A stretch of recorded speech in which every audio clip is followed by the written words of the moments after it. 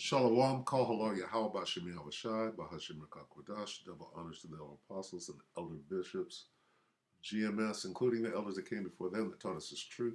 And shalom and salutations to all the brothers out pushing the word in truth and in sincerity, the hopeful elect tabernacle of David. All right, this lesson is going to be quick, but basically it's just information that needs to be known, right? Very akin to the World War III Daily Update, almost so much that I'm making two.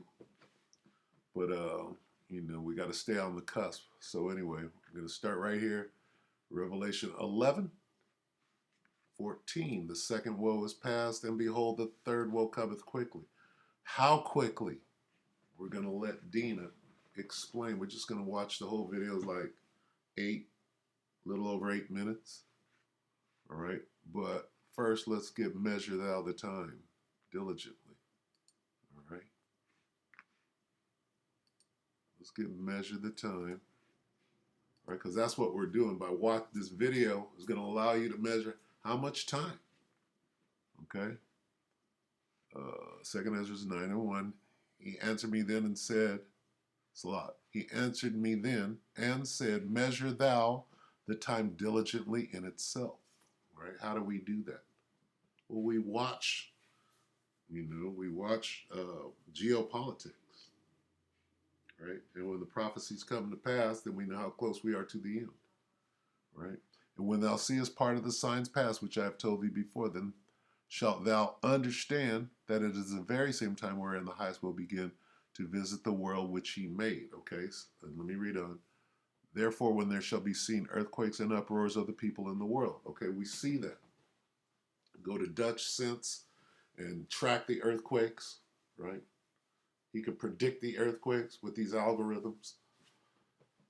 And then not only are the people themselves rising up in these different countries, but you got the countries themselves rising up and going to World War III. All right, and that's simple. All right, but what do these things mean? It means that it is the very same time wherein the highest will begin to visit the world which he made. So here comes the day of the Lord.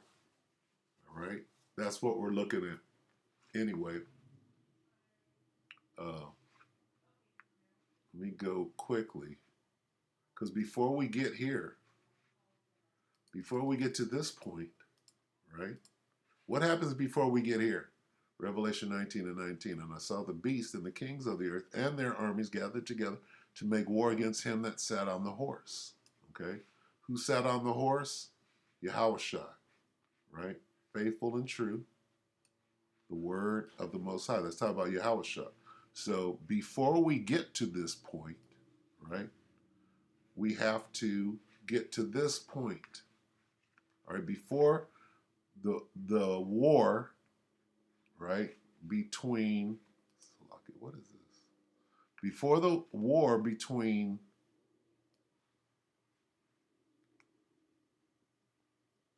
all the armies of the world, this war, and Yahushua, who sat on the horse, and his army, the angels.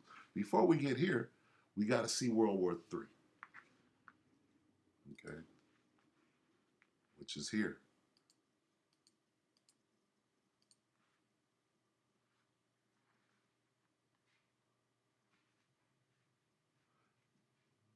2nd Ezra 13:31, and one shall undertake to fight against another one, city against another one, place against another one, people against another. All right? We have to see this before we get here. And one realm again. This is when Yahushua and the angels get into the fray, if you will. Okay, we have to see this. And one shall take to fight against another, one city, one place, and one people against another. That's World War III, the beginning of it. Then in the middle of World War III, one realm. That's when Yahushua and the angels get in. They stop fighting one another, right? And come against the angels and Yahushua, which is right here. Oh.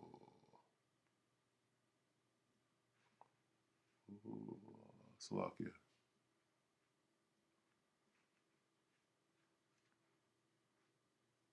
right here. And when all the people hear his voice, all what people? That's World War III. They're fighting in World War III, and then they're going to hear his voice. What is his voice? Those laser beams. Suddenly they're going to start seeing weapons, right, that are unusual to the battle that they have going. And every man in their own land, meaning their nation, shall leave the battle they have won against. They're going to stop. They're going to say, ceasefire in World War III. Then they're going to go against Yahushua and the angels. And an innumerable multitude shall be gathered together as thou sawest them, willing to come and overcome him by fighting. Okay? So, where are we now? We're here. We're going to let Dina say, go back to Revelation. World War III cometh quickly. Let's go there. Right? Back to here. Second woe is past, and behold, the third woe cometh quickly. How quickly? We're supposed to be measuring the time and being able to tell where we're at in this thing. How do we do that? By watching things like this. She's pretty thorough. She's going to ask the question at the end of this video. It's actually 9 minutes, but we're going to watch it. Okay? She's going to say, are we there yet? Is that on the cusp of World War III, or are we already in World War III? You make the determination. We have to know. 9 minutes out of your time is not going to kill you. Where are we in this thing? You're supposed to know, be aware of anything, right? Be not ignorant of anything in a small matter or a large. Paraphrasing. Here we go. Welcome back to the show, everyone. It's Dina Calmetta here. And before I jump into the broadcast, I just wanted to give a shout out to everyone that prayed for my husband and I. We were really sick this last week, and so I haven't had an opportunity to say thank you. So thank you to all those that prayed for us. You guys are amazing, and God heard you. We're both feeling much better. So with that said, let's talk about the news, because we've got some pretty heated headlines today. Apparently, Russia has responded for the first time regarding the decision by Biden to send Abrams M1 tanks to Ukraine, accusing the U.S. of direct involvement in the conflict. During his Wednesday announcement, Biden said that the shipment of tanks that he classified as the most capable tanks in the world were not an offensive threat to Russia. However, the Kremlin spokesperson Dmitry Peskov clapped back at this and said that there are constant statements from European capitals and Washington that the sending of various weapon systems to Ukraine, including tanks, in no way signifies the involvement of these countries of the alliance in hostilities in Ukraine. We categorically disagree with this, he said. And in Moscow, everything that the alliance and the capitals I mentioned are doing is seen as a direct involvement in this conflict. Goes on further to report that Russian officials have repeatedly accused the U.S. and NATO allies of being directly involved in the conflict, despite the lack of Western troops in the war. Senior defense officials describe the Abrams tanks as the best in the world. But Moscow has remained largely unreactive to the news from Washington, despite accusing Germany of escalating the war following its decision to send the Leopard 2 tanks earlier on Wednesday. The Russian ambassador to Germany said that this is an extremely dangerous decision and takes the conflict to a new level of confrontation. Now, the Russian Foreign Ministry spokeswoman also claimed that it was proof of a war planned in advance, echoing Moscow's claims that NATO was planning aggressive action against Russia in the lead up to the war. Russian media has also downplayed the decision by Washington, with one TASS report claiming that the Abrams tanks are vulnerable to Soviet-era weapons. And one retired Russian general also reportedly told the state-owned outlet that the Abrams tanks are weakly suited for operation on a dusty terrain like in Ukraine. So this is definitely an escalation with Germany and with the United States, of course. But that's not all. Ukraine's defense minister has stated that the next big hurdle will be the fighter jets. The defense minister said that if we get them, the advantages on the battlefield will be just immense. And it's not just the F-16s. 4th-generation aircraft. This is what we want. He also spoke just hours after it was confirmed that both U.S. and NATO allies, including the UK and France, will send tanks to Ukraine as it seeks to prepare its forces for an expected Russian surge in the spring. To date, Ukraine has received Soviet-made fighters and spare parts from some NATO nations, but provision of modern, sophisticated Western platforms has been deemed impractical due to the extended logical trail involved as training. But the Dutch government has flagged its readiness to consider the delivery of the F-16 fighters to Ukraine with an open mind. So certainly another push in the escalation of this war with Russia. Who can doubt at this point that this can definitely turn into a World War III? I don't think there's a lot of people out there that can deny it. But here's another report. Israel on Wednesday has rejected the United States' request to send Hawk missiles to Ukraine. The Biden administration asked for the old Hawk anti-aircraft missiles that Jerusalem had in storage, as air defense remains a top priority for Ukraine. But the Israeli Ministry of Defense said that the policy of the security has not changed. Each request is examined on its merits. Beyond that, we do not refer to additional details. The request's rejection comes just 1 week after the U.S. said it transferred thousands of artillery shells from weapons stockpiles in Israel to Ukraine and said that it would take similar steps in South Korea. Both Israel and South Korea have vowed not to provide lethal aid to Ukraine, and neither country has broken that promise. Though some fear that Russia could argue allowing the U.S. to siphon arms from their stockpiles constitutes aid. So here we see Israel continuing to push back about getting involved in this war. But if Russia sees these stockpiles as aid to Ukraine from Israel, that could definitely cause problems between Russia and Israel, which we know from prophecy is going to happen. Now, in the meantime, Russian forces fired another rash of missiles and self-exploding drones in nearly a dozen provinces of Ukraine today, causing the first related death of the year in Kyiv and killing at least 11 people in all. So that is definitely very unfortunate. But it goes on further to read that the attacks adhered to Russia's recent pattern of launching widespread strikes about every 2 weeks.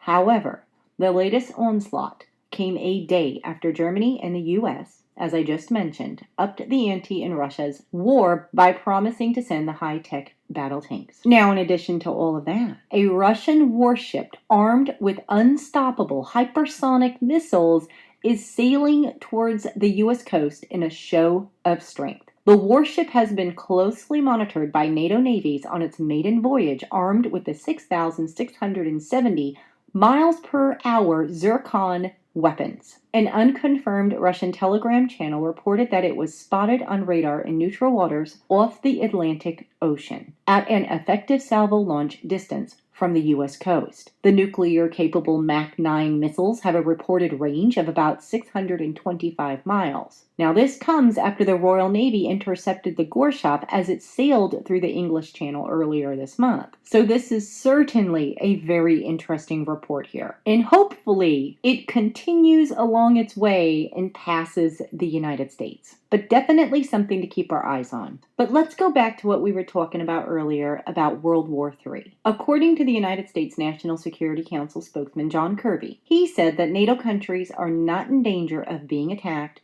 by Russia. Speaking at a regular press briefing, Kirby was asked whether the U.S.-led military alliance has enough troops to repel a possible Russian strike on its eastern flank in case of a major escalation in the Ukrainian conflict. He said that all I can tell you is that we've seen absolutely no indication that the Russian president has designs on striking NATO territory. Let me stop here real quick. Now, the way they're describing this whole thing as though you got NATO, you got the EU, you got Babylon the Great, which is America, all fighting against just Russia, right? And that somehow Russia can't sustain all of these different nations fighting against it. Well, what does this mean, world war? What do the words world war mean? That means China is going to be on the side of the Russians. That means Iran is going to be on the side of the Russians. That means North Korea is going to be on the side of the Russians. Why are we talking around this word world as though this guy don't have no allies? What does the word BRICS, the acronym BRICS, mean? Okay. What about India? Brazil, Russia, India, China, South Africa. Why are we leaving all of that out and making it seem as though, oh, the bogeyman, this guy's the bogeyman and he's all alone? No, it's not that. It's world war. All right. And this guy has allies. Okay. And BRICS is bigger than just BRICS. Okay. They've expanded BRICS. Right. Saudi Arabia is down with BRICS. Okay. Stressed that Joe Biden is taking Washington's Article 5 commitments seriously. He was referring to the principle that an attack on one member is an attack on the entire alliance. Same thing with Russia. An attack on Russia. Okay, and who's doing the attacking for that matter? Russia is dealing with the Ukraine, but because Russia's dealing with the Ukraine, the all the allies, you got NATO bringing in all of this other shit. Okay, what? And Vlad can't do that with his allies? Come on, don't don't be stupid. We already know where this is going in the spirit. So she's going to ask him, are we headed for World War III or are we already in it? She's about to ask the question. You think Vlad ain't down with Xi right now? And the Ayatollah? You think that these niggas ain't got a plan right now? Kirby noted that Washington has deployed an additional 20,000 U.S. service personnel in Europe, bringing their total number to 100,000. He added that NATO is confident that we have the capability, the energy, the talent, the manpower, and resources to meet our Article 5 commitments. Now it goes on further to report that Russia has consistently described the U.S. military presence on NATO's eastern flank as a threat. In late October, the Kremlin press secretary Dmitry Peskov warned that the closer American troops are to our borders, the greater danger we are in. But Kirby said that the U.S. is paying attention to those red lines drawn by Moscow in Ukraine, adding that we don't just take anything for granted when they say it, and we're not dismissive. Now, Russia's foreign ministry warned Washington that deliveries of long-range weapons to Kyiv would cross a red line and make America a direct party to the conflict. On Tuesday, Moscow's first deputy permanent representative to the UN suggested that while the West has disregarded some of Moscow's warnings, it is possible that the most red lines have not yet been crossed. However, on Wednesday, Russia's foreign ministry said that all talk about red lines has become a thing of the past, pointing to the ongoing hybrid war waged by the West against Russia in Ukraine. Now, this is according to the Russian foreign ministry. Finally, he said that the United States has unequivocally declared that it seeks to inflict a strategic defeat on Russia. It's impossible to ignore the reality. Now, the United States is basically saying, no, don't worry about it. We're keeping an eye on Russia, but no, this isn't going to get into a bigger escalation. But Russia's saying, hey, listen, you've crossed our red lines. Your troops close to our borders puts us into danger. And those long-range missiles, don't even think about sending them, because you, the United States, will cross a red line.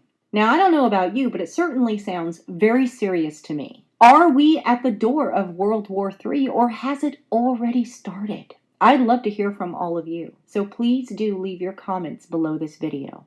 And as always, I will continue to keep you updated. Okay, so we'll stop right there. Let's answer her question real quick. Okay. Revelation 11 and 14. The second woe is past, and behold, the third woe cometh quickly, meaning it will come. It will come. Is it here yet? Okay. No mention of China, right? There was no mention of China and Iran, right? It's called World War, all right? It's called World War. Now, let's go back, all right? So World War is going to go down, and we're watching it, okay? We're watching it escalate. How quickly will they be at war? Because after that, we still got to get here, Revelation 19 and 19. And I saw the beast and the kings of the earth and their army. All of them. All the armies, what? Of the earth. Yes, and their kings. But the armies of the earth, all of them, what? Gathered together. That's a different point in the war. This is World War III. They stopped. Ceasefire. We got to come together. To do what? To make war against him that sat on the horse, Yahushua, and against his army, the angels. See, we know the whole story. We understand the whole story. Will Revelation 11 and 14 come? Yes. World War III. Before what? Before the very last war, right? When Yahushua lays all the armies down. Okay? These were both cast alive into a lake of that is the missiles. Okay? And the beast was taken. Let's look at that.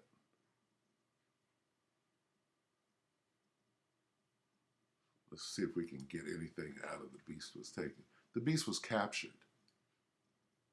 Okay? Captured,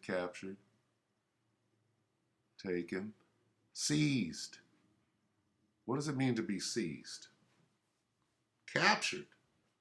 Prisoner of war. Okay? They lost. Really, they lost the war.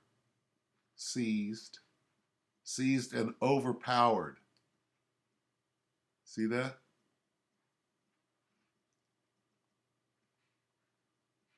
Taken prisoner of war. Turned into dust, really. Taken, right? And it says they were cast into the lake of fire. That's when the missiles go off, leading towards being turned into dust. But that's going to happen before the missiles go off. Captured, taken, or captured, taken prisoner. You see this? Captured, caught, seized, captured, taken.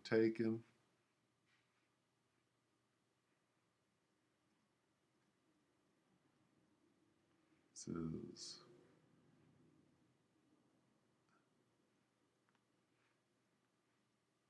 it doesn't really say anything. Taken. Okay, so let's go here quickly because here it says what actually happened to them. All right, they got in a firefight. Right, all the armies of the world, right, got into a firefight with who? With the angels in Yahushua. Right, and here it is.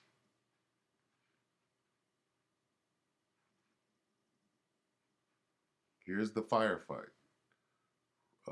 Second Ezra 13 and 8. And after this I beheld, and lo, all they which were gathered together to subdue him, those are all the armies of the world, were so afraid and yet durst fight. They did what? They fought.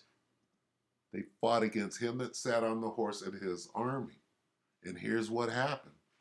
They were turned to dust and smell of smoke in the firefight. Okay? Now the missiles haven't gone off yet. All right? But shortly after they got that ass turned into dust and smell of smoke, then the missiles, right? Because what does this say? And they were all mixed together. What was all mixed together? The voice that came out of his mouth. But only I saw that he sent out of his mouth. What is his mouth? Okay. Well, a gunship, right? For the gun to come out, or for the weapon, just like a missile silo, right? You got the missile, and then you got the launcher, or the silo that it's sitting in. All right. Well, his mouth is the place on the ship where the gun comes out or where it shoots from, as it had been a blast of fire, lasers, and out of his lips a flaming breath, lasers, and out of his tongue he cast out sparks and tempests. These are the weapon systems on those spaceships, if you will. And they were all mixed together, the blast of fire, the flaming breath, and the great tempest, and fell with violence upon the multitude which was prepared to fight, and burned them up every one, so that upon a sudden of an innumerable multitude, nothing was to be perceived, but only dust and smell of smoke. So that is Yahweh Shai and the angels making a quick work of the armies of the world. Okay? And then when the missiles are deployed, it's a little different situation than this right here, but they all coincide to the end of Esau's world. All right? Now, again, the question is, where are we at in this scenario? Okay? World War III has to happen first. They still didn't mention China in all of this. This is how close we are. When they start telling the truth that it's not only about Russia fighting NATO, the EU, and Babylon the Great, okay? When they start saying, uh-oh, China then came in and is fighting on the side of the Russians, that's World War III. Are they doing that now? Well, from the Western news media, they're not. So that's the timetable. They're sending over hella weaponry to the Eastern Front right now. All right. Now, there are many theaters. You got the South China Sea with China and Taiwan. You got the Korean Peninsula, okay, North and South Korea. You got the Valley of Yahweh Shaphat, which is Iran, uh, Israeli, if you will. When all of those things go down at the same time, you'll know World War III. All right, so let's just keep our eyes open. All right, we're supposed to be given a bump by bump rundown. All right, and we could get Sirach 5 and 15. I'll just quote it. All right, be ye not ignorant of anything in a. Well, shit, I'm butchering it. Let's get it, and we'll close.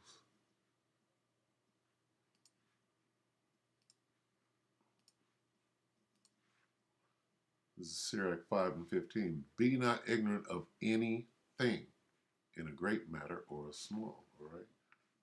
So keep your eyes open as to, there are two things you got to keep your eyes open to. One, the MOTB, right, which is of great importance right now.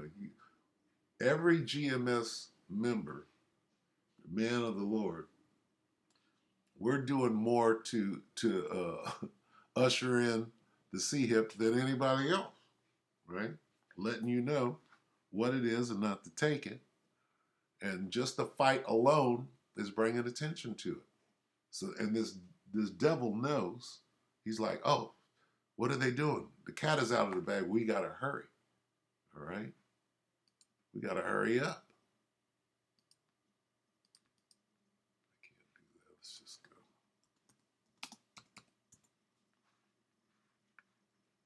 Revelation 12 and 12. We'll end it here. Therefore, rejoice, ye heavens, ye that dwell in them. Woe to the inhabitants of the earth and of the sea. For the devil is come down unto you, having great wrath, because he knoweth that he hath but a short time. All right, so keep your eyes open. We hope that the elect will edify you, brothers and few sisters, with that shalom.